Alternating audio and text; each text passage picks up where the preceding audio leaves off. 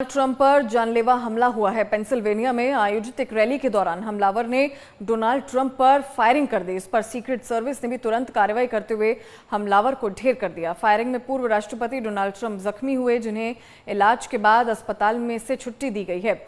Secret service इस गोलीबारी की हत्या की कोशिश के रूप में जांच कर रही है। FBI मामले की जांच सीक्रेट सर्विस के साथ मिलकर करेगी। तो ये बड़ा अपडेट आपको बता रहे हैं कि FBI अब सीक्रेट सर्विस के साथ इसकी जांच करेगी कि आखिरकार वो कौन शख्स था जिसने फायरिंग की, क्या किसी संगठन से जुड़ा हुआ है, क्या इसका मकसद था। फिलहाल आपको बता दें कि सीक्रेट सर्विस ने तुरंत जवाबी कार्रवाई में इस शख्स पर फायरिंग कर दी और ये शख्स भी ढेर हो गया है। फिलहाल अमेरिका के पूर्व राष्ट्रपति डोनाल्ड ट्रंप पर फायरिंग होती है। वहां पर चुनावी कैंपेन चल रहा था और पूर्व राष्ट्रपति डोनाल्ड ट्रंप चुनावी कैंपेन में संबोधित कर रहे थे। बड़ी संख्या में लोग वहां पर जुटे हुए थे और इसके साथ साथ डोनाल्ड ट्रंप के समर्थक भी थे और अचानक से फायरिंग की आवाज़ आती है। डोनाल्ड ट्रंप को कुछ देर पहले तो महसूस नहीं होता, लेकिन उसके बाद उन्हें फील होता है कि उनके कान के आसपास से खून निकल रहा है और गोली उनको छूकर निकली है। ये उनको महसूस बाद में हुआ और उसके बाद तस्वीरें देखिए। सीक्रेट सर्विस के कई एजेंट्स जो हैं तुरंत उनको स्टेज से नीचे उतारने की कोशिश करते हैं और तुरंत जवाबी कार्रवाई में हमलावर को ढेर कर दिया जाता है। और आपको बताते हैं, राजनीतिक प्रतिक्रियाएं अब लगातार इस पूरे मसले पर सामने आ रही हैं। जो बाइडेन ने कहा कि अमेरिका में इस तरह की हिंसा की कोई जगह नहीं है और किसी भी देश में इस तरह की हिंसा जो है नहीं होनी चाहिए। He's with his doctors. Apparently he's doing well. I plan on talking to them shortly, I hope, when I get back to the telephone. Look, there's no place in America for this kind of violence. It's sick. It's sick. It's one of the reasons why we have to unite this country. We cannot allow for this to be happening. We cannot be like this. We cannot condone this. And I want to thank the Secret Service and all the agencies, including the state agencies, that have been engaged in making sure that the people who, and we have more detail to come relative to other people maybe injured in the audience. I don't have all that detail. We'll make that available to you. I may be able to come back a little later tonight, but we'll put out a statement if I'm not able to if it's not convenient for you all. But the bottom line is that the Trump rally was a rally that he should have been able to be conducted peacefully without any problem. But the idea that there's political violence or violence in America like this is just unheard of. It's just not appropriate. And everybody must condemn it. Everybody. I'll keep you informed, and if I am able to speak to Donald, I'll let you know that as well. But so far, it appears he's doing well, number one. Number two, that they're thoroughly investigating what happened to anyone else in the audience. We have some reports, but not final reports. And every agency in the federal government, I'm going back to my phone to speak with the federal agencies that are being put together again to give me an updated briefing. Has anything happened? They learned any more in the last couple hours. पर जुड़ गए हैं retired major general doctor Ranjit Singh. Doctor Ranjit ji, आपका स्वागत है एमएच1 पर। Thank you जी। एमएच1 को मैं बहुत डॉक्टर रंजीत, जिस तरह से डोनाल्ड ट्रंप पर हमला किया जाता है, हर तरफ इसकी निंदा की जा रही है और जो बाइडेन से लेकर प्रधानमंत्री नरेंद्र मोदी भी ये कहते हुए नजर आए कि अमेरिका में इस तरह के हमलों की कोई जगह नहीं है। आप इस पूरे हमले को किस तरह से देखते हैं? देखिए, मैं अटलांटा में ही हूँ। ये जो ट्रंप साहब बटलर एक जगह है पेंसिल्वेनिया में, वहाँ पे एक रैली को एड्रेस कर रहे थे, तो वहाँ पर इसकी सिक्योरिटी एजेंसी ने इसको कवर कर रखा था। बट जिस यूथ ने इसको फायर किया है वो कहीं बिल्डिंग पे कहीं दूर से फायर किया है। अदरवाइज अमेरिका में pistil is just like a toy in the family. Family में जैसे टॉय रखते हैं ऐसे पिस्टल, और ये बच्चे स्कूलों में फायरिंग बड़ी कॉमन है। लेकिन ये सिक्योरिटी का कहीं ना कहीं लैप्स है, क्योंकि ट्रंप साहब के चारों तरफ आप देखेंगे वो ज्यादा पब्लिक खड़ी है, तो उसके जो घेरे होते हैं सिक्योरिटी पैरामीटर्स, वो फॉलो करना चाहिए था, क्योंकि बिल्कुल नजदीक लोग बैठे हैं और जो ही वो गोली लगती है कान के पास से तो वो टक इन हो जाते हैं और सिक्योरिटी एजेंसी उनको घेर लेते हैं। लेकिन ये वायलेंस डेफिनेटली ये बिल्कुल गलत है। और जैसे कि बाइडेन साहब ने बताया, वो अपनी रैली को छोड़ के वो भी वापस आ गए।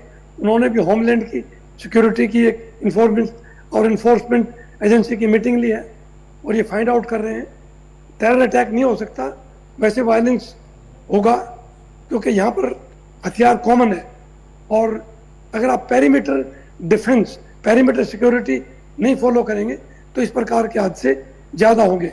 हालांकि इंडिया में तो टेररिज्म बहुत पहले से चल रहा है और Indian government, Indian security forces लड़ाई लड़ रहे हैं, लेकिन हम जब पहले से कह रहे हैं इस बात, तब अमेरिका और बाकी देश ने इस चीज को सपोर्ट नहीं किया। लेकिन जब अमेरिका के ऊपर बात आई है तब जो है ये इशू उठा है। कहीं ना कहीं सर ये यानी कि सिक्योरिटी कोलैप्स है, सिक्योरिटी में चूक हुई है, क्योंकि इस तरह के जब चुनावी कैंपेन्स होते हैं और आसपास जैसे ही जब ये हमला होता है तो सिक्योरिटी के तमाम लोग वहां पर मौजूद होते हैं, लेकिन इस तरह के लोगों को एंट्री कैसे मिल जाती है? कहीं ना कहीं सिक्योरिटी के लिहाज से ये चूक देखा जा रहा है। हाँ बिल्कुल ठीक है, सिक्योरिटी लैप्स तो है, देयर इज नो डाउट, लेकिन ये जो आदमी इसने फायर किया है ये थोड़े से डिस्टेंस पे है, कहीं दीवार के पास या कहीं छत के पास, और वहां से इसने सिक्योरिटी का जो पेरीमीटर डिफेंस होता है वहां से फायर किया है। अगर क्लोज डिस्टेंस होता तो he would have shot Trump, there is no doubt. अगर शॉर्ट डिस्टेंस पे ये होता तो ट्रम्प साहब को definitely he would have been shot dead beyond doubt, लेकिन इसने दूर से किया है और सिक्योरिटी एजेंसीज काफी अलर्ट थी, तो क्विकली ट्रम्प साहब को उन्होंने घेर लिया और उसको नीचे ले गए। In the mean time the shooter also was shot dead, उसको भी फिर मार दिया। हालांकि उस हादसे में 1-2 आदमी को गोली लगी, एक आदमी और स्पेक्टेटर मरा है, बट सिक्योरिटी लैप्स है जी, इसमें कोई दो राय नहीं। जैसे सर आप बता रहे हैं कि पिस्टल रखना बड़ा आम है अमेरिका में, इस तरह की घटनाओं को रोकना ऐसे तो रोका भी नहीं जाएगा, कहीं ना कहीं सरकार को संज्ञान लेने की जरूरत है कि अगर पिस्टल लेके जाना, स्कूल में बच्चे तक पिस्टल ले जाते हैं और तमाम घटनाएं ऐसी हमने पहले भी देखी गई हैं कि स्टूडेंट्स हैं जो कि कम उम्र के हैं वो भी पिस्टल लेके जाते हैं और इस तरह की घटनाओं को अंजाम देते हैं। सरकार को भी इसमें अब संज्ञान लेने की जरूरत है, अमेरिकी सरकार को। बिल्कुल ठीक कह रहे हैं आप। देखिए स्कूलों में, मार्केट में, पब्लिक प्लेसेस के ऊपर जगह जगह अमेरिका में कितनी वायलेंस, कितने शूट आउट हो रहे हैं, कभी 5 मार दिए, कभी 10, कभी 15, और उसके बाद फिर सिक्योरिटी एजेंसीज ने शूटर को भी मार दिया। तो ये वायलेंस डेफिनेटली ये बढ़ रहा है, और ये इसलिए भी बढ़ रहा है क्योंकि अमेरिका में पिस्टल या हथियार एक टॉय की तरह है घर में, इसलिए ये सिक्योरिटी के ऊपर भी, प्लस अमेरिकन गवर्नमेंट को बच्चों के लिए ये थोड़ा सा ध्यान देना पड़ेगा, और पिस्टल या हथियार किस प्रकार से यूज किया जाए इसके ऊपर ध्यान देना बहुत जरूरी है। जी बिल्कुल सर, और अब इस पर लगातार रिएक्शंस भी सामने आ रहे हैं, जो बाइडेन की तरफ से, बराक ओबामा की तरफ से, प्रधानमंत्री नरेंद्र मोदी ने भी इस पूरे घटना की निंदा की है। उन्होंने साफ तौर पर कहा है कि इस तरह के हमलों की कोई जगह नहीं है, ना राजनीति में जगह है और ना ही देशों में है। बिल्कुल जी, बिल्कुल बिल्कुल। चलिए ये काफी निंदनीय घटना है जी, लेकिन ये हमें खुशी की बात है कि ट्रम्प साहब बच गए, क्योंकि सिक्योरिटी पेरीमीटर डिफेंस के अंदर थी और वो फायरिंग थोड़ी सी दूर से हुई है, इसमें कोई दो राय नहीं। बिल्कुल। और कहीं ना कहीं सर जब इस तरह के हमले होते हैं और बड़ी संख्या में जब आम जनता वहां पर मौजूद है, सिक्योरिटी में कोलैप्स तो देखा ही गया है, लेकिन कहीं ना कहीं इस तरह की घटना की जो जिम्मेदारी है वो सरकार को भी लेनी चाहिए, वहां के प्रशासन को लेनी चाहिए। सिक्योरिटी जो में लोग तैनात है वहां पर उनकी तैनाती होनी चाहिए, और क्योंकि आम जनता से जुड़ा ये पूरा हमला भी देखा जा रहा है, लोग जख्मी हुए हैं इसमें, तो कहीं ना कहीं जिम्मेदारी बनती है। अब FBI जांच करेगा कि आखिरकार क्या मकसद था इस शख्स का, कौन ये लोग थे, क्या हो सकता है कि किसी संगठन से भी जुड़ा हुआ ये शख्स हो। बिल्कुल ठीक कह रहे हैं आप, ये हो सकता है ये यूथ किसी संगठन से जुड़ा हो या किसी टेररिस्ट ग्रुप से जुड़ा हो, इसमें तो कोई दो राय नहीं है। ठीक है सर, आप हमारे साथ बने रहिए, एक छोटे से ब्रेक के लिए रुकेंगे, आप हमारे साथ बने रहिए। अमेरिका के पूर्व राष्ट्रपति डोनाल्ड ट्रंप पर फायरिंग हुई है, आपको बता रहे हैं, और हमारे साथ डिफेंस एक्सपर्ट जुड़े हैं। पूर्व राष्ट्रपति डोनाल्ड ट्रंप पर जानलेवा हमला होता है जिसमें डोनाल्ड ट्रंप जख्मी बताए जा रहे हैं, और फिलहाल अभी उनकी सेहत में सुधार है, लेकिन हमलावर को ढेर कर दिया गया है। हमारे साथ डिफेंस एक्सपर्ट बने हुए हैं डॉक्टर रंजीत।